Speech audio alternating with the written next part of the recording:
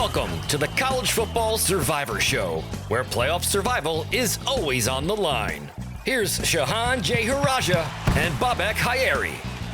Hey everybody, welcome back to the College Football Survivor Show. I'm Bobak Hayeri with my co-host Shehan J. Haraja, national college football writer for CBS Sports. During the season, we examine the paths to the crowning and ultimate survivor in the College Football Playoff Championship, but in the offseason, we broaden our topics a little bit. So today, we're going to take a look at some of the rising coaches in the profession, including some that are maybe under the radar. As always, you can always find us on X and TikTok at CFB Survivor Show, where we have video highlights, run polls, and we listen to your feedback. Take a moment, if you can, to like, rate, and subscribe to us wherever you get your podcasts. We enjoy your reviews. But all of that said, it's great to have you again here for another show. I know it's the trials and tribulations of being a young father, but Sean, how are you doing? I'm doing good. I was mentioning to you guys before we came on, I have the night shift, and I want to be very clear. It is not early right now. It's past 10 a.m. So, that's not a great excuse, but it does mean that I mostly just woke up. So, we'll see. We'll see. I did actually. So, obviously, we did the podcast last week. I actually jumped on the Sporting News podcast yesterday at about 10 a.m. too. So hopefully my brain is starting to associate the morning once again with being a cognizant person. So we'll see how this goes. It's so funny. As I said, also, when I had my kids about 10 years ago, I slept in shifts as well. And I was always a late shift because I'm a night owl and now I miss those. I miss being a night owl. I don't miss those days, not at all. But I now every morning getting up, I always take the kids to school and they take the bus home. And man, I am every morning. I'm going to make a really old reference here. Maybe some people will know it. And if you don't, look it up on YouTube. It's one, thankfully, that lets you see these kinds of things. But there's this classical Dunkin' Donuts. I think it was Dunkin' Donuts. Maybe it was Winchell. I don't know. But you woke up, this chef would always wake up. The baker would wake up in the morning. It'd be in the middle of the night. And he'd be like, time to bake the donuts. And it's this slogan that a certain generation of my vintage remembers, just waking up in this kind of haze, time to bake the donuts. And then that's how I feel every morning. I got to bake the donuts, get the kids to school. Yeah. Anyway, well, but hey, you'll enjoy that when that time comes. So welcome back. And it is Valentine's Day morning. So for those of you hearing this, you probably have missed Valentine's Day if you forgot. So there's your reminder. But let's talk about some of these coaches. I love this topic. It's a fun one.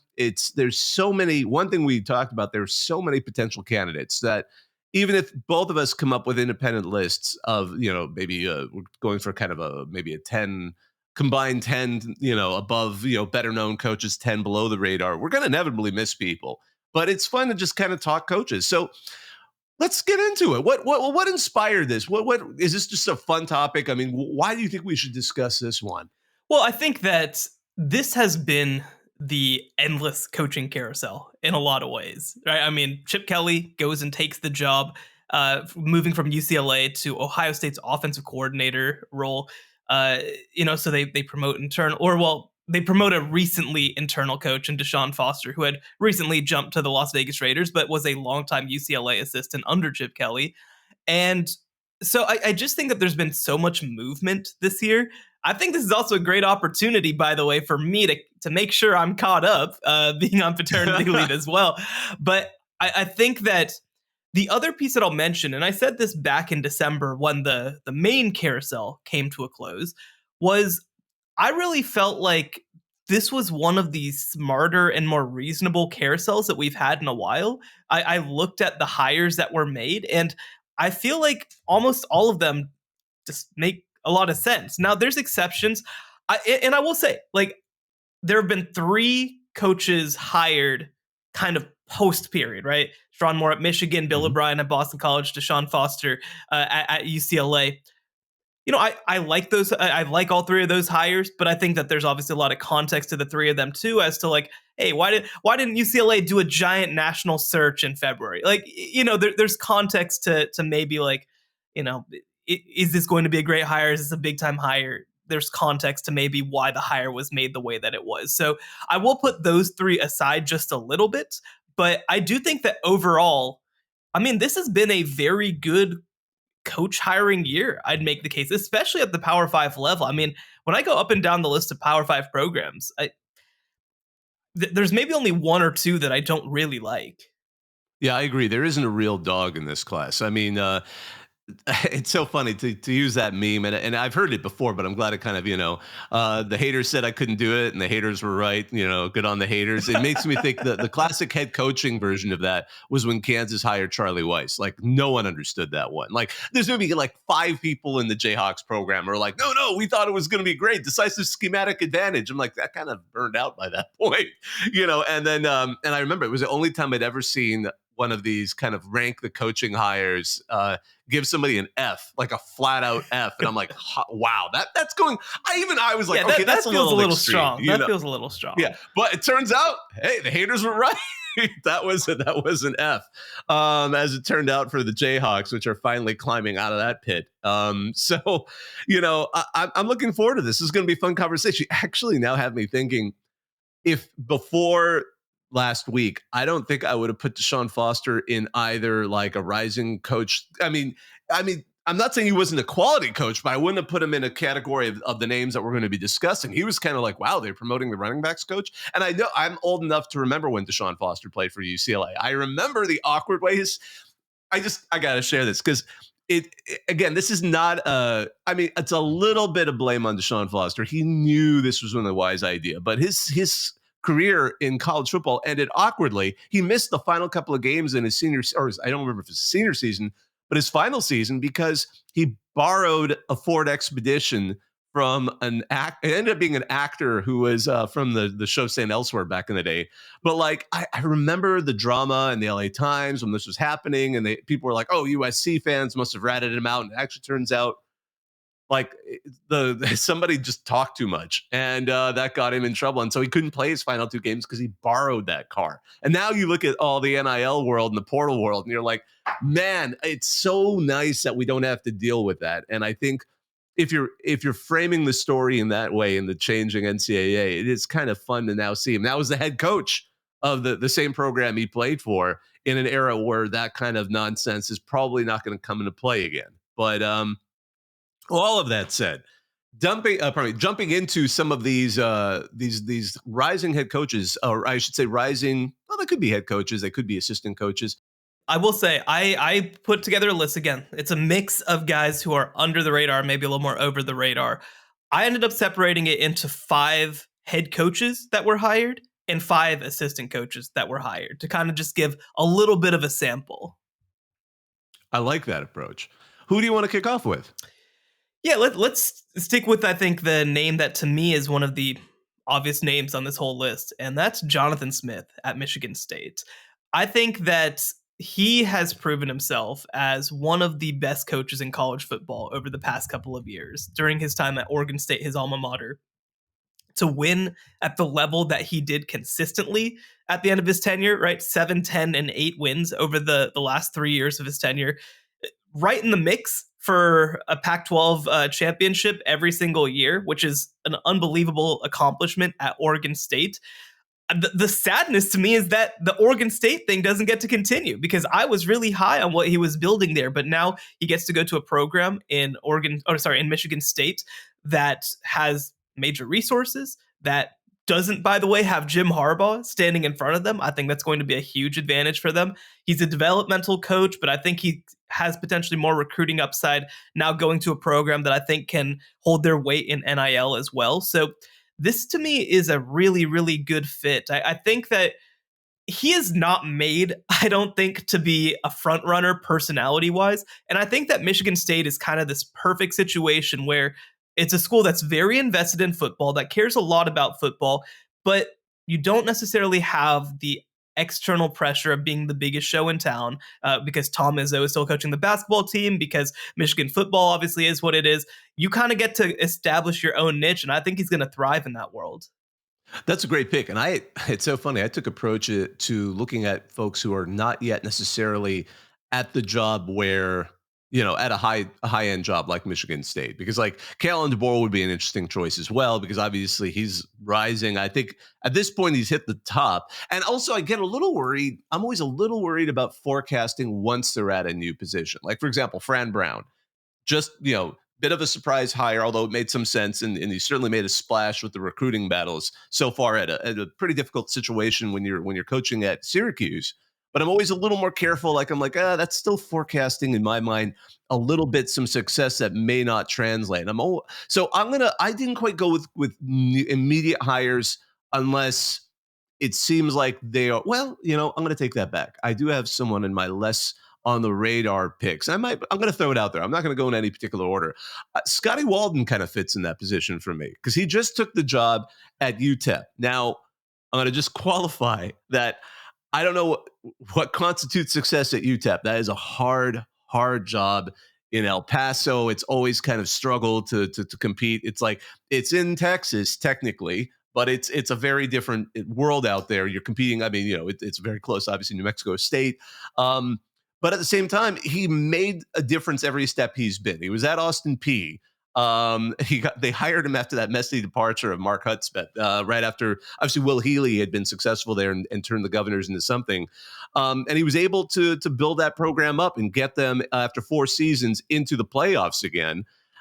He'd previously also had a similar awkward stint at Southern Miss. But I mean, he's a fascinating guy because Walden, for those who don't remember, which why would you? His first job was as an offensive coordinator. He had it was at Sul Ross, which is one of the lower division teams in Texas. If you follow me, I wrote about that years ago when I was at Dave Campbell's Texas Football. Y'all better remember.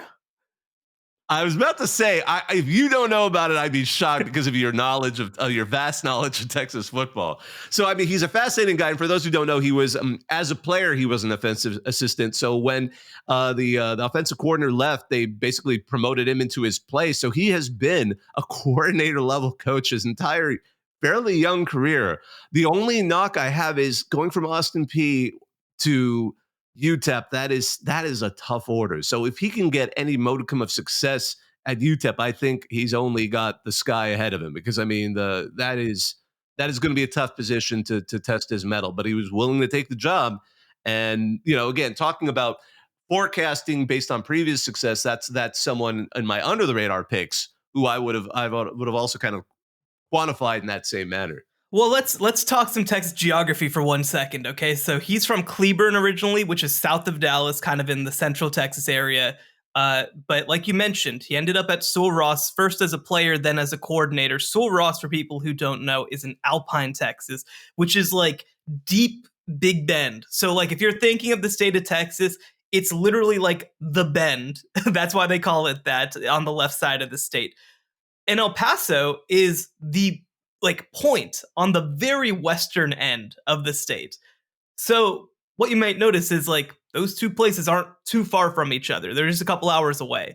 And so when you talk about coaches who know what they're getting into, I mean, I don't know that you can have much of a better situation for a UTEP head coach that knows what he's getting into than somebody who played and coordinated at Sul Ross University. So he knows that part of the country.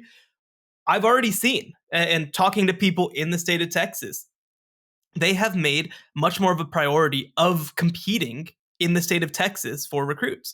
You kind of saw with Dana Dimmel, their former coach. He was very into the JUCO circuit. He's a former Bill Snyder offensive coordinator, and they leaned into that. They found some great players that way, by the way. Jacob Cowing, the receiver over at Arizona, he came through UTEP first because he was kind of under the radar before he ended up transferring. So they've had multiple NFL level players come through that program over the past couple of years. So they've found ways to get talent there in the past, but I think committing to recruiting the state of Texas is going to be a big deal for them. And again, I mean, they've had a lot of old guys in a row. They had Dana Dimmel, who, like I mentioned, was a Bill Snyder offensive coordinator.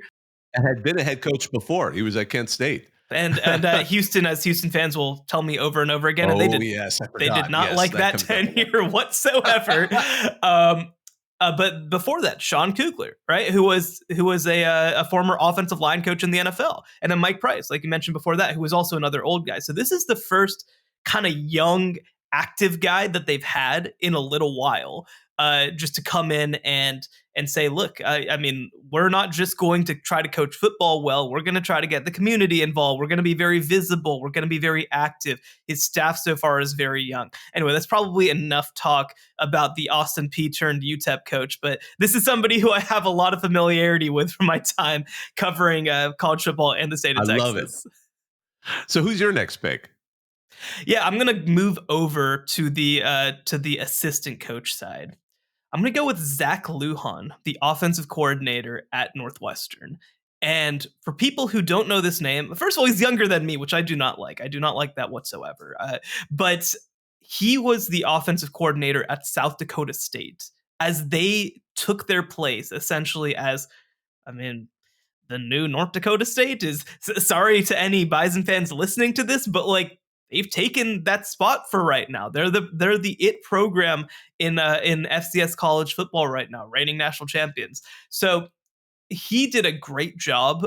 He brings one of the things that gets me about covering the FCS level is you actually get to see like what physicality can do, right? Like I mean, you obviously hear about it in the Big Ten and all this, but like I remember seeing South Dakota State play live for the first time, and they just pummel you, man. Like they just get after you, but they don't just do it like they're not just running, halfback dive every single play. They're using misdirection to take advantage of their physicality. They're coming at you from different angles. One thing is South Dakota State. They put Pierre Strong as a running back into the NFL. Isaiah Davis is another running back who's going to go into the NFL this year too. But again, he's a young guy. I think he's going to be able to diversify some of those passing schemes as well. They had a great quarterback in Mark Gronowski who developed a lot under Zach Lujan. So, it's funny. Zach Lujan came from South Dakota State. David Brown, the Northwestern head coach, came from North Dakota State. And so I think that they're going to be able to embody a lot of this sort of physicality from that region. And I think, again, the Big Ten is a physical league, but I think that Northwestern is going to do things just a little bit different. So I really like this pairing.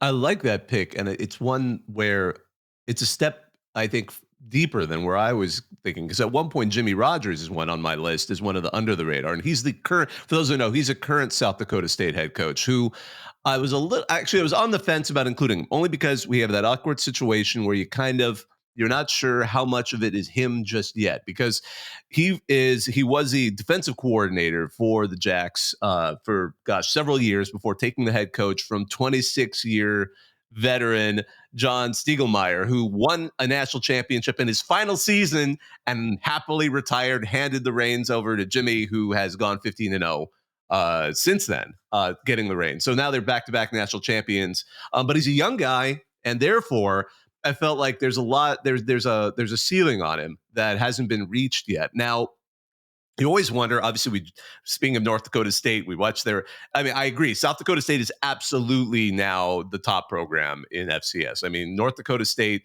I think they're doing well. Obviously, they made it fairly deep into the playoffs, and then the quarterfinal, right before that game, they announced unfortunately, the cat came out of the bag that the head coach was joining the USC staff. So that may have taken a little bit of the luster. I think they're now going through their own awkward phase as a program.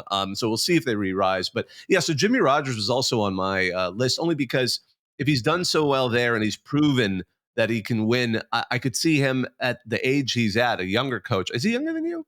I don't know. Yeah, I think he's 28. I think he's 28. I accept that they're all younger than me now. Like you eventually get to that. But I remember when I finally met Cliff Kingsbury and I realized we were the same age. And I was just like, wow, you're so young. And then you get 10 years later and you're like, yeah. But I think he's another promising one. So I'm going to toss him out there as well. Because again, he won the Eddie Watt Robinson Award in his first season as the best head coach in FCS. So he's another one on the rise. But I want to keep us moving. I want to keep us going. Who's your next one? Yeah, actually, I want to kind of group what you said together. I'm going to go with USC's new defensive staff, led by D'Anton Lynn, of course, coming over from UCLA. That's a great call. Who did an incredible job, I think, last year at UCLA. And I would make the case that losing D'Anton Lynn is a huge part of why Chip Kelly was like, this sucks. I'm not happy. This is not what I was hoping for. This is like we can't hang, right? That's kind of the message, was like, we can't hang with programs that should be our peers.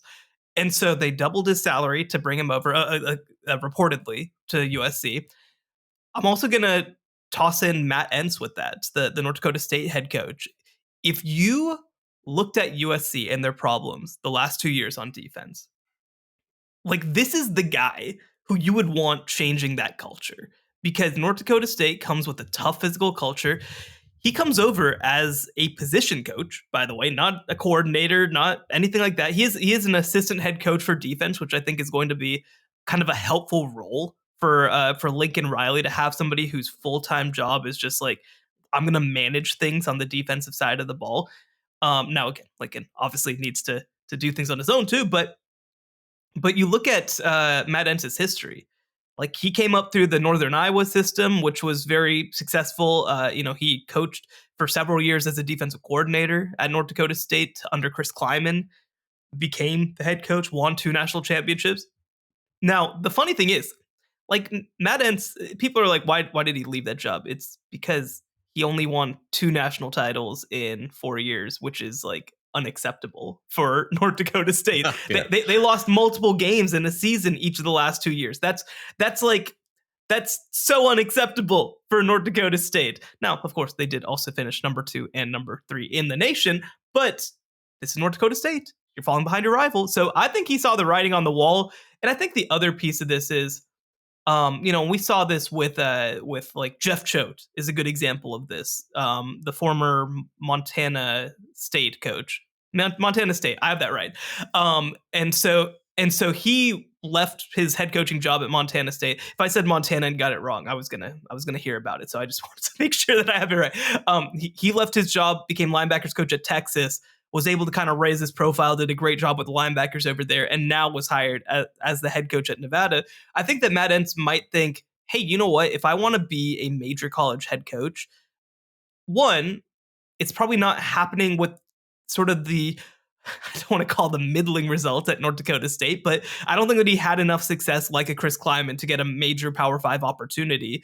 And by the way, I don't think that he coached under Craig Bull. I think that they just missed each other. But to not get any consideration for that right. Wyoming job. Yeah, but to not get any consideration for the Wyoming job after Craig Bull retired, that probably had to be a little bit frustrating.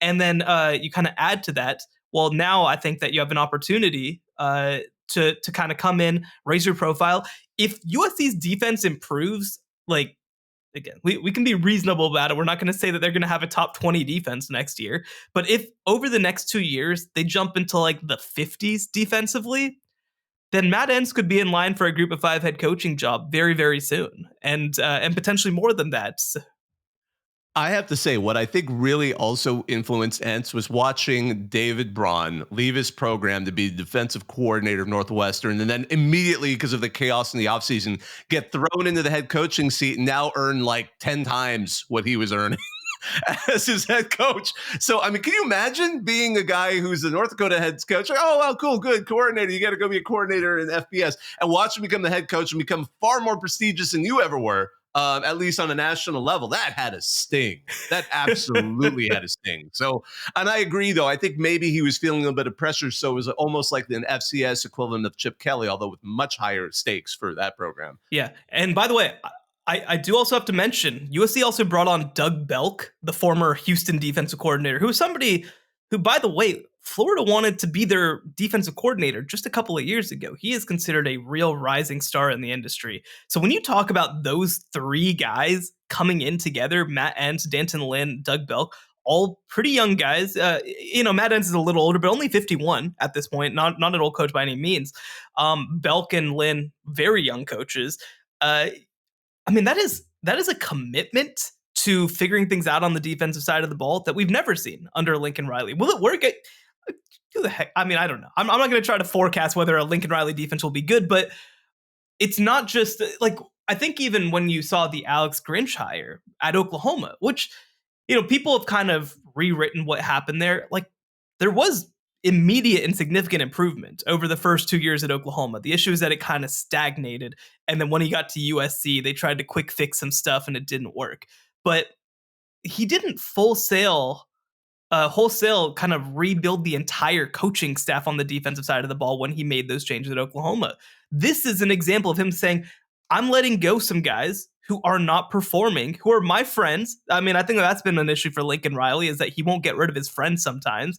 And I think that this is, again, as much of a commitment as you'll ever see. We'll see if it works. We'll ultimately see if it works. But I do think that this is what you want to see if you are a USC fan.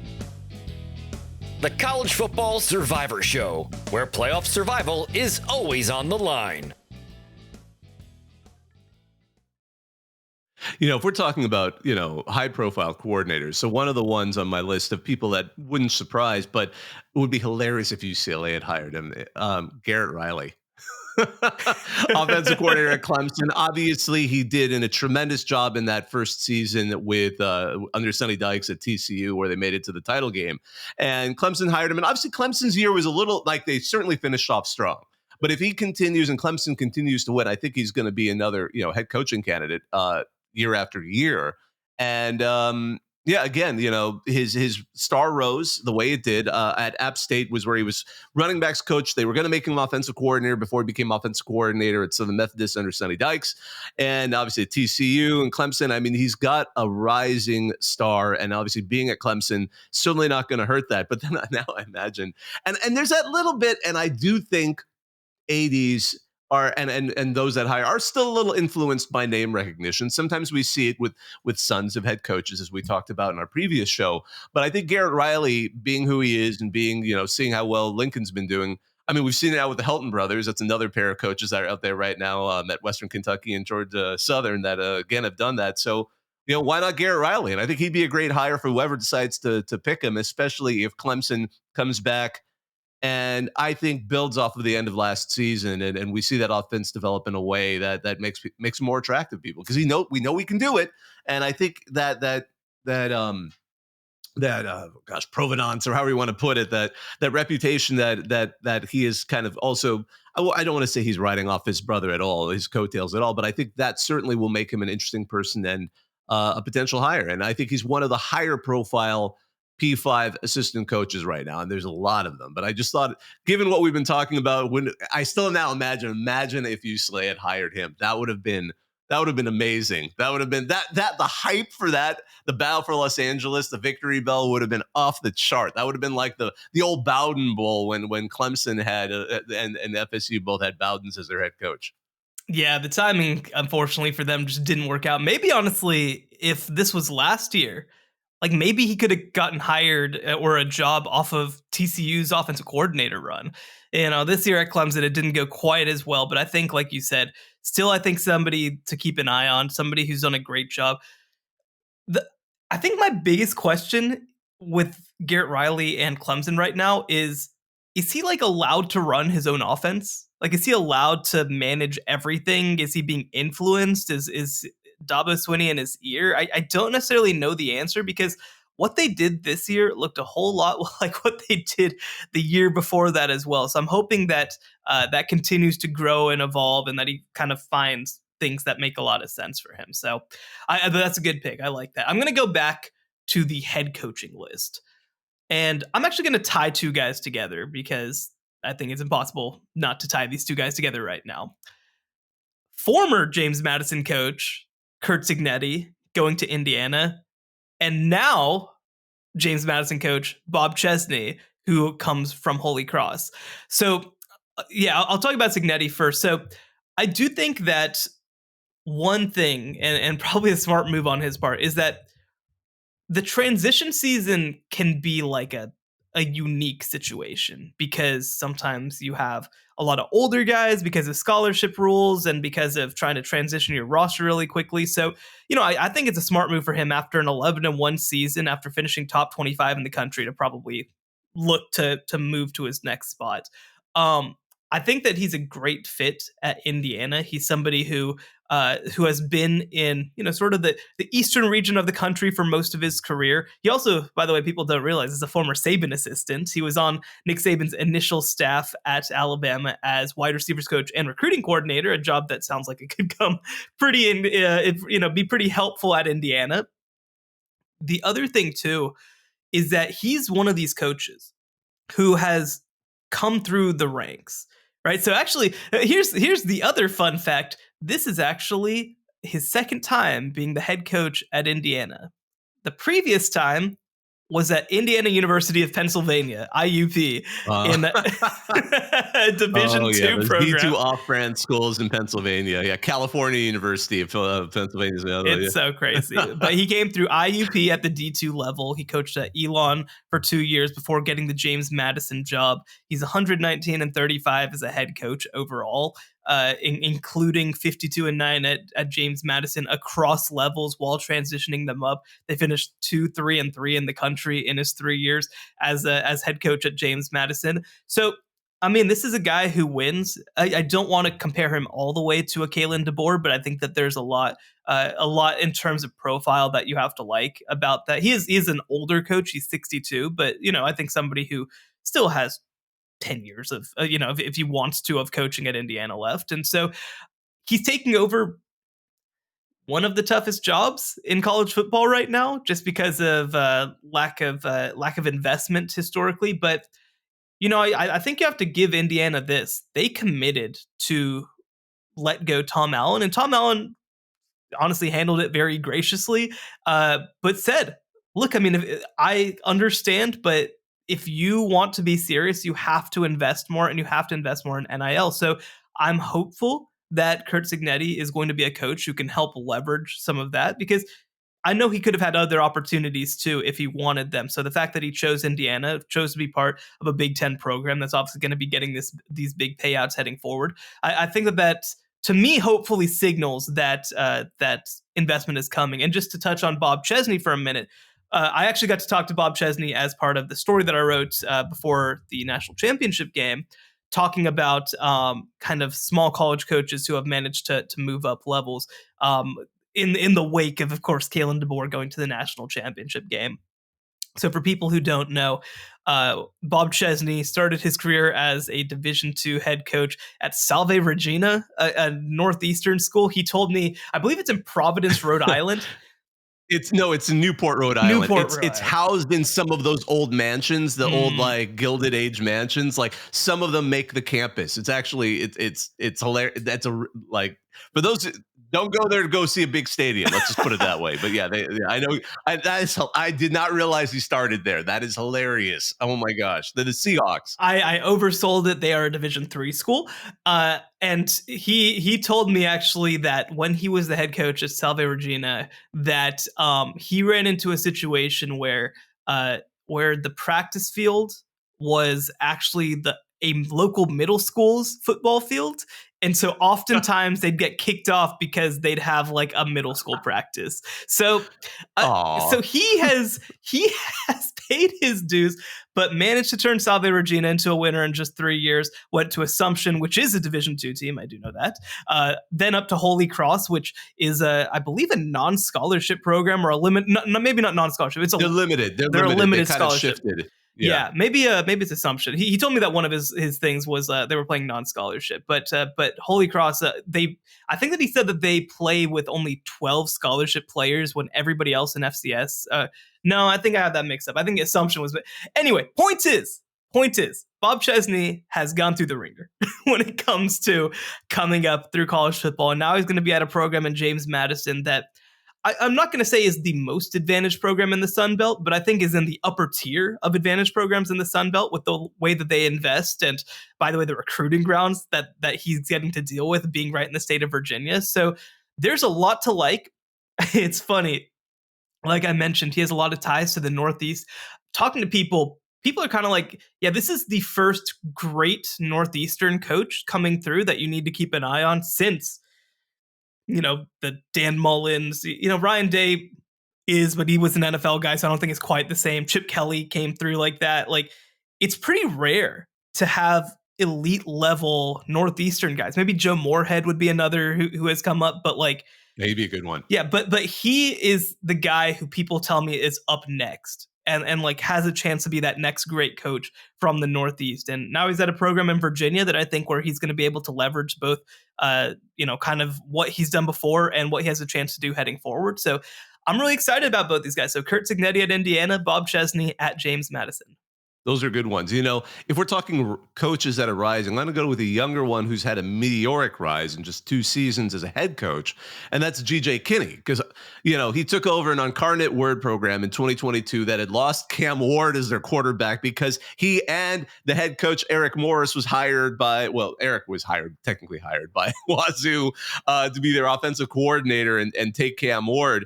And so it was a question, like Incarnate Word wasn't going to have the same level of success. I mean, you lost your superstar quarterback and your head coach, but no, they went 12-2 in his first season there. And that translated into getting hired by Texas State, another program with a lot of problems. Texas State, again, obviously a Sun Belt program. It always felt weird that they couldn't quite get it to work. Different head coaches had different approaches.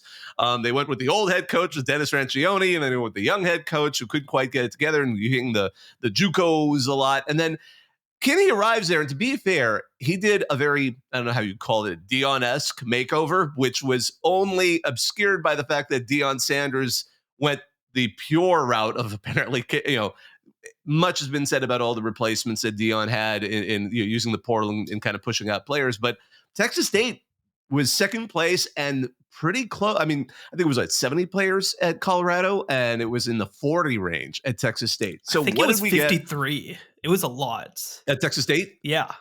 Yeah. And I mean, so it was a tremendous number, and they were able to parlay that into an 8-5 season and the very first bowl game by the Bobcats, which some of you all saw on social media. Both the president and Kinney jumped into the river to celebrate. It was a river, or was a pond? I can't remember, but some body of water in San Marcos. So, I think that is a coach on the rise. I think certainly, especially after that first season at Texas State, and given where Texas State was, I mean, there's some coaches, again, as I said with Jimmy Jimmy Rogers over at South Dakota State, he just inherited a program that won a national championship. I've talked about the Larry Coker effect. How much of it is who you inherited? But no, to get as Kinney, really changing the entire roster and then getting to their first bowl game. The season started strong. There were a couple of close games. I think that even close losses, I think he's a coach that's on the rise, and certainly one that bears mention in all of this conversation. Yeah, G.J. Kinney is a great pick. I think that, Texas State is so interesting because, like you said, everybody's always like, why is this great school in, right by the river outside of Austin? Why is this not a great football program? And to a large extent, the level has been administration and investment. And so I think that when you look at Texas State right now, certainly G.J. Kinney deserves a lot of credit. But you can't, I think, have this conversation without also talking about their athletic director, Don Coryell, and their president, Kelly Damphis. Like, they have been a fantastic team. They've been up and forward with the university. They committed to keeping him. Look, if a big program comes and takes him, like, they're going to take him. But they gave him a buyout that I don't think a Group of 5 program would be able to pay. And so if he gets an opportunity, it's going to be a big opportunity. So a lot of credit to them. I'd be remiss not to mention kind of the weirdness with their quarterback transfer portal thing. They ended up bringing in Jaden DeLora as a transfer right after some kind of unsavory details about a settled sexual assault case was released back in his home. And ultimately, a lot of backlash from the university ended up pushing them to not retain him. But at that point, their incumbent starter, TJ Finley, had already elected to transfer to Western Kentucky. So they're going to have to figure out that situation. That is a brutal mismanagement, I think, by G.J. Kinney, which, look, this is the thing with the transfer portal. It gives and it takes away. So it's going to be interesting to see how he handles that situation this offseason. But overall, I think you're absolutely right. He's done a great job. This was the first bowl game in Texas State history since they transitioned up more than a decade ago. So kudos to him. He's done a great job. Yeah, because they got burned that one season where they qualified for a bowl but weren't accepted, which Yep. led to the creation of the Arizona Bowl, because it was an idea where the Sun Belt could have a Western Sun Belt team. Because remember, New Mexico State was at one point in the Sun Belt, that those teams would have a bowl that would be willing to select them. Now the Sun Belt has more than enough bowl slots, but that was just a wild kind of quirk to it. Sort of like how the Fiesta Bowl, if for those who don't know, was created to make Arizona State have a bowl that they could go to, because they had also gotten denied.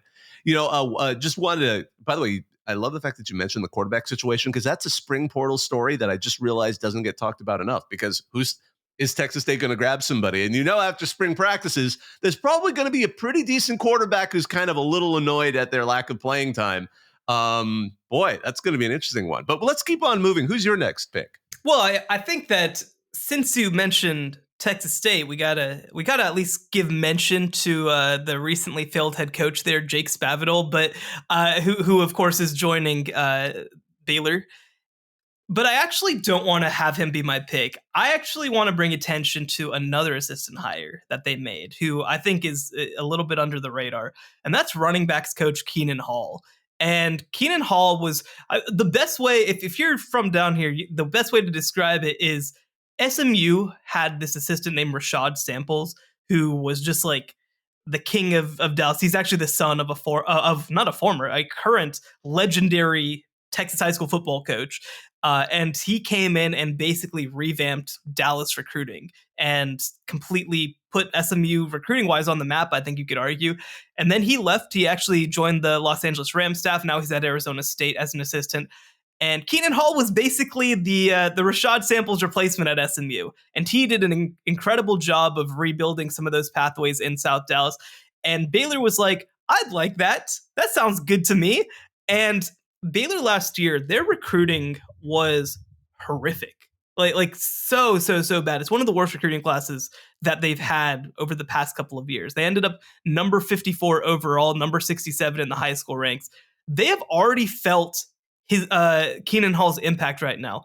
In the 2025 class, it's super early. I don't want to overstate it, but they're number 13 in the recruiting rankings right now, just off of 1 year. Now they also revamped some of their NIL strategy, which has played a part. But you see, because of Keenan Hall and some of the relationships that he's been able to leverage, that they are hitting in South Dallas in a way that they haven't, at least since Joey McGuire left a couple of years ago during the 2021 season. And so I think he's been a huge addition off the field. If you look the last couple of years at SMU, he's done a great job with the running backs room as well. So don't just think that he's a pure recruiter either. But I think he's been a huge addition for them. And if Baylor manages to have a bounce back season in 2024, I think he's going to be a big part of the reason why. Oh my goodness. This is turning into the Texas Rising coaches show, because I'm going to go with my next Texas pick. all that matters, man. Texas all that matters. Well, this is an under the radar pick for a lot of folks, but I've noticed him for a while only because he's been very good as a young person promoting himself. And that's Chris McCullough, who's currently the Division II head coach of UT Permian Basin. And he got his first coaching gig at age 26, which is hilarious only because that's the same age as Miami tight end Cam McCormick will be as he starts his 9th season of college football. So he's going into his 9th season of college football. Chris McCullough got his first head coaching job. So he rose really quickly because he started as a student assistant at D2 Henderson State. Quickly found his way to East Central, which is in Oklahoma, in 2018, where he rose to be the offensive coordinator and quarterbacks coach by 2020. 2022, the head coach was hired away by Wisconsin, so they made him the interim head coach, and midway through the 2022 season, they made him the permanent head coach because he took the team. East Central went to 9-3, their best record since '93, made a D2 bowl. They didn't make the tourney, but they made one of the Division II bowls. And then he immediately got poached by Texas Permian Basin, which is a newer program. They were started in 2016. They felt they'd kind of stagnated under that initial head coach, Justin Kerrigan. So they let him go, brought the young coach, Chris McCullough, in. And in that first season, they went 10-1 during the regular season, undefeated in Lone Star Conference play, and then lost in the first round of the D2 playoff, but that was the first time Permian Basin made the D2 playoff. So he actually, I wasn't surprised, but I know it would have been an interesting name to be thrown out there. And some of the expanded list of who does UTEP even go with for the next head coach, he was actually starting to appear even in that zone, which he's a little young. He's still at D2. He's really only going into his third season as a head coach anywhere, but his first two seasons were tremendous. And he's got that youth, that energy, that internet savvy. He'd be a potential one to look out for. And he's, I think, still under the radar, unless you're a D2 person. And I could see him eventually popping into a G5 position, or if he decides to maybe take a coordinator position or some equivalent, position coach at a higher profile team, I would not be shocked. I don't know, man. This seems a little high profile. Are you sure that he? Are you sure that he fit? No, I'm just kidding. I will say, put some respect on Justin Kerrigan's name, man. He decided to transition into an athletic department role. He was not let go. But anyway, no, I think that this is a great pick. He's a name that I think has come up a lot, like you mentioned. And just for context about UTPB, so they're a West Texas program. They actually play in Odessa Permian's high school stadium. That's where they play their games, which is, of course, the Friday Night Lights football stadium. And so, they're kind of a unique place. They're kind of a unique program. They're basically to themselves in the middle of West Texas. Like, Lubbock's pretty far north relative to Odessa. And I mean, have to go pretty far west to hit another major college football program in UTEP. So I think that him being mentioned with the UTEP job is more about his like regionality, I think. But I do think that he is long-term somebody who has a chance to rise.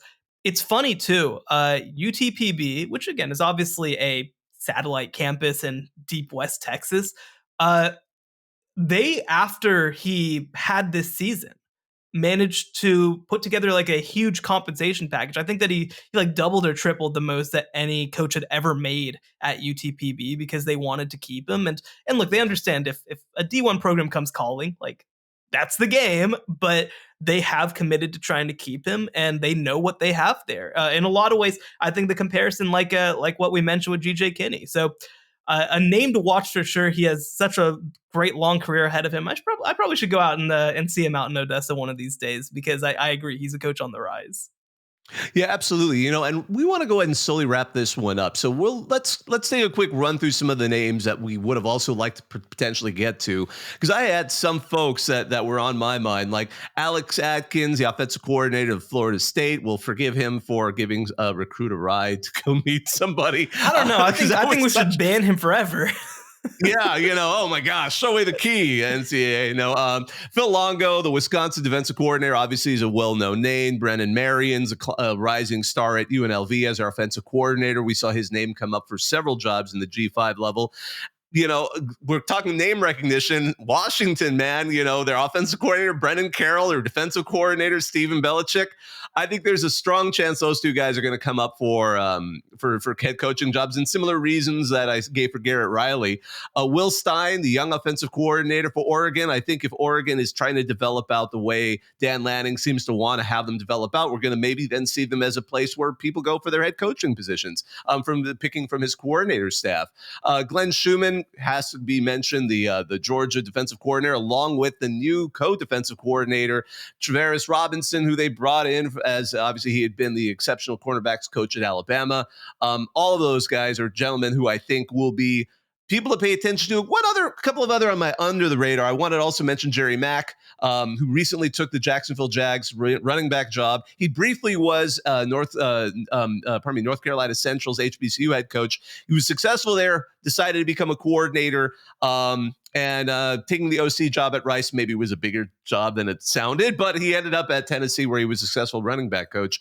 Jason Eck at Idaho, that head coach is also coming up, as well as Brent Vigen, the Montana State head coach. Those are mine, and I don't want to belabor it because I want to kind of wrap this up and take some respect for someone in our staff who is needs to run something. But how about you, Sean? Who are some of your other picks? No, I mean, that's a very comprehensive list. I only had a couple more that I wanted to mention. Obviously, a high-profile addition this offseason, Mike Denbrock going to Notre Dame from LSU to run that offense. He's somebody who I think, I would love, and Notre Dame's not a FOIA school, so unfortunately we can't really figure this out. I would love to see what emails were sent out to manage to get Jared Parker out of town. I don't know how that happened because that hire never made any sense to me as offensive coordinator. Mike Denbrock, the guy who literally put together the Heisman winning season last year as an offensive coordinator.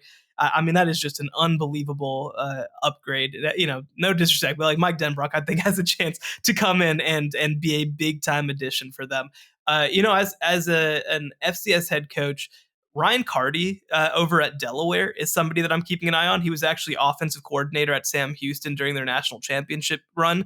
He's a young coach. He actually, I believe, played quarterback at Delaware as well. So another coach with some. And they're going to be an FBS program in like 2 years. They're actually that's right. Up. In 2 years, they're going to be FBS. I cannot keep track of anything that's going on in the world right now. But yes, I now that you mention it, that is true. So he's going to be an FBS head coach before you know it, one way or another. But he's a name that I think that people should keep an eye on. He's done a great job so far. It's funny, actually, his head coach, and again, I'm getting into the Texas weeds once again, but his head coach, Casey Keeler, who it was at Sam Houston and is still at Sam Houston, He was the head coach at Delaware when Joe Flacco was there and they won a national championship.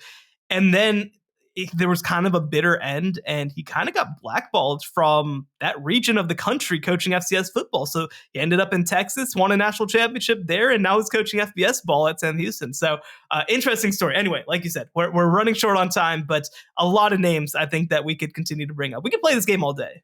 Yeah, I love this game. This has been great. Well, I just wanted to thank all of you for listening. I wanted to thank our producer, Joey Aliberti. Be sure to like, rate, and subscribe wherever you get your podcasts. You can find us on X and TikTok at CFB Survivor Show. He's Shehan Jeyarajah. You can find his work on CBS Sports. I'm Bobak Hyeri. Thanks for listening. The College Football Survivor Show, where playoff survival is always on the line.